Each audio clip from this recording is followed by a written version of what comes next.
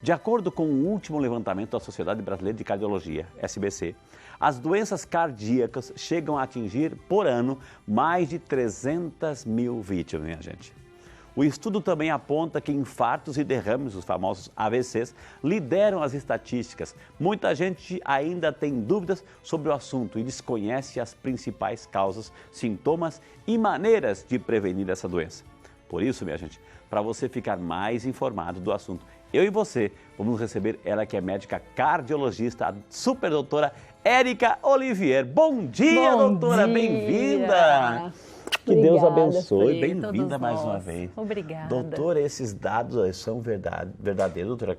A cada hora, 40 pessoas no Brasil estão morrendo de coração, doutora? Infelizmente são dados alarmantes e coisas que podem ser prevenidas desde que haja a informação, o conhecimento. Mas o porquê? Está faltando cardiologista ou a gente não está fazendo a lição de casa? Acho que as duas coisas. Vamos conversar um pouquinho, doutora. Gente, a doutora Érica está aqui, essa simpatia de pessoa, e hoje o assunto é sério, né? Esse assunto me deixa sempre com aquela pulga atrás da orelha, como a gente fala assim, né? Porque eu tive situações assim reais na minha casa. Meu pai faleceu de um infarto fulminante, ou seja, é uma situação que está muito próxima de nós, mas temos assim que entender sobre isso. O que é um infarto, doutora? O infarto ele é uma condição em que ocorre a obstrução, ou seja, o entupimento da artéria que nutre o músculo do coração. Então, o nosso coração ele é nutrido, ele recebe sangue e alimento, que é o oxigênio, das artérias que estão do lado de fora dele, que são as artérias coronárias. Artéria, não veio, artérias.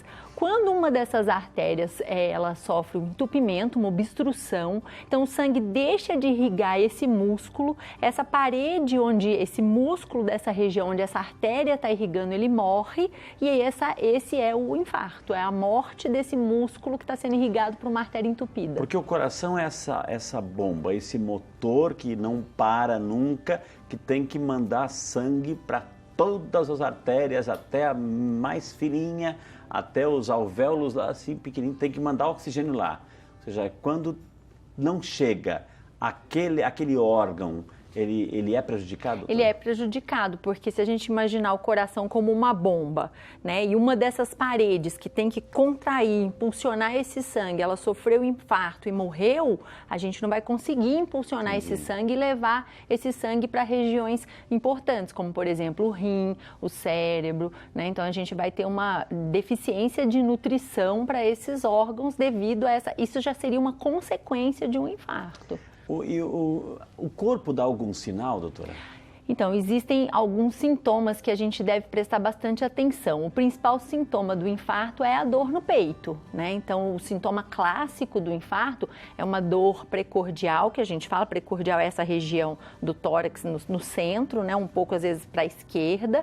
É uma dor geralmente em opressão, dores prolongadas acima de 20 minutos que irradiam para o braço, para as costas, para a mandíbula, associadas a palpitação, sudorese, um mal-estar geral, falta de ar, isso deve chamar a atenção. Agora, doutora Érica, tudo isso, né, é muito sério, né?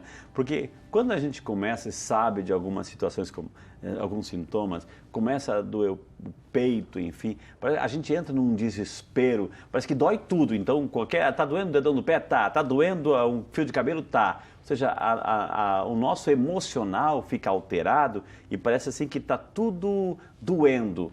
Às vezes é um pouco emocional, doutora. Sim, né? Porque é uma situação iminente de morte, né? Se esse infarto não for tratado adequadamente nos primeiros 90 minutos após o início do evento, realmente pode levar a pessoa à morte. Então, eu acho que essa sensação iminente, eu vou morrer, ela pode desencadear em uma série de situações. E aí depende muito do emocional de cada um, né? Eu costumo dizer assim, preste muita atenção se tiver um japonês, uma pessoa oriental, num pronto-socorro quietinho, quietinho, mas que fale, estou com dor no peito. Porque eles são pessoas, a raça oriental um pouco mais controlada. Então, se a gente observar esse tipo de situação, é uma situação que deve chamar a atenção, né? Mas que realmente pode doer tudo, porque a gente fica com medo, realmente pode acontecer. Agora, doutora, dentro desse quadro, assim, a pessoa está em casa, o que fazer? Ou não, o que fazer é levar para o primeiro pronto-socorro que encontrar?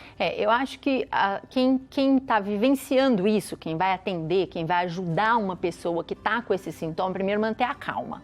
Né, manter a calma, tentar identificar, está doendo, está com dor no peito, então vamos para um pronto-socorro. E no pronto-socorro, procurar ser atendido o mais rápido possível para que não ocorra essa perda desse tempo precioso que a gente tem.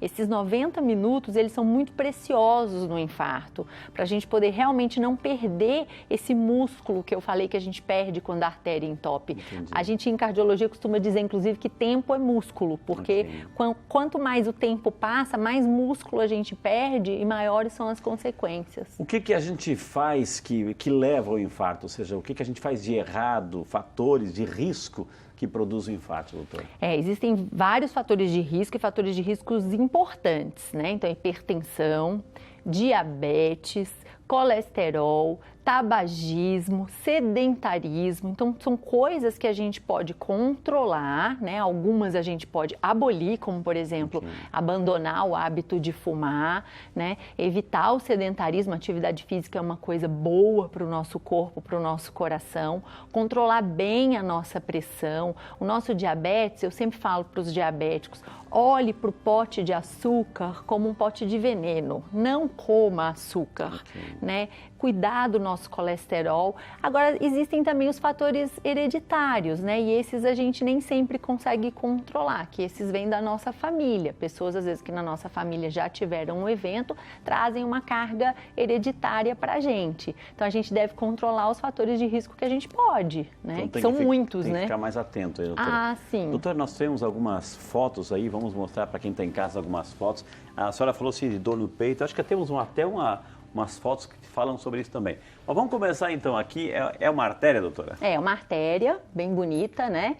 E a gente observa que essa artéria aqui, ela é bem bonita, ela não tem nada, ela é vermelhinha. Mas aqui a gente observa uma coisa amarelinha, que é a placa de gordura. Isso aqui advém do nosso colesterol em excesso. Ele vai depositando aqui nessa artéria, em algum momento da nossa vida, num pico hipertensivo, num estresse muito grande, essa placa pode se romper e aí ela recruta fatores de coagulação e esses fatores de coagulação vêm aqui para corrigir essa ruptura como se fosse um curativo e entopem. E aí o sangue não vai passar. É muito interessante aproveitar essa foto aqui, porque às vezes a gente pensa que essa placa de gordura está dentro aqui da artéria. Não está dentro, é uma camada entre, né, doutora? Assim, isso, é na parede da artéria, né? Então a artéria assim, então nessa parede aqui da artéria, só que ela vai crescendo. Vai crescendo engordando aqui aí, né? E pode romper. Aí o nosso corpo inteligentemente sabe que tem um problema ali, manda sistema de defesa, chegam tudo de uma vez só, engarrafamento e aí... Para de passar o sangue aqui. Só que aqui tem um músculo importante, que é a bomba, que é o nosso coração. Entendi. Mais uma foto aqui, gente, mais uma foto. Aí, doutora, essa foto que eu me referia... Essa foto é interessante porque ela mostra exatamente, né, a gente fala faces, né, o rosto, né, da pessoa de dor, né, é uma dor importante, em opressão, né, então geralmente essa dor, assim, em opressão, a pessoa faz até um pouco assim, né, uma dor em opressão, irradia para o membro superior esquerdo, né, pode ter um pouco de falta de ar, pode ter cianose, ou seja, não está irrigando, isso já numa fase mais avançada, edema também numa fase um pouco mais avançada, mas é exatamente o quadro, né, do infarto. Essa dor aí, doutora, ela vem com aquela pressão toda, mas ela diminui, ela relaxa ou ela é contínua? Ela é contínua, ela é uma dor forte e que dura ali mais de 20 minutos. Uau, né? É uma dor importante. Quem já teve sabe, né, que é uma dor importante. Algumas pessoas, Frei, eu acho que é importante a gente citar isso, não tem dor. Idosos, diabéticos, podem infartar sem dor. Pessoas da raça negra, às vezes mulheres, têm infarto e não percebem, que é o que a gente chama de infarto silencioso. Então, assim, a dor ela é um sinal importante, mas pode existir infarto sem dor também. Doutora, chegaram algumas perguntas, a gente com muito carinho, com muito respeito, encaminha para a senhora aí algumas perguntas do WhatsApp. Chegaram aqui o Fernando Barreto, de Brasília, Distrito Federal. Obrigado, Fernando, Deus te abençoe, bom dia, obrigado por acompanhar aí em Brasília o nosso Saúde e Fé. Estou sentindo uma dor no centro do tórax e uma sensação de sufocamento. Isso pode ser sintoma de infarto? Pergunta o nosso amigo Fernando aí, doutor. Bom dia, Fernando. Se essa dor se prolongar por mais de 20 minutos, for um episódio isolado, é um episódio de infarto. Se você tem essa dor que vai e volta, principalmente durante um esforço físico, um quadro de emoção, que a gente chama de angina.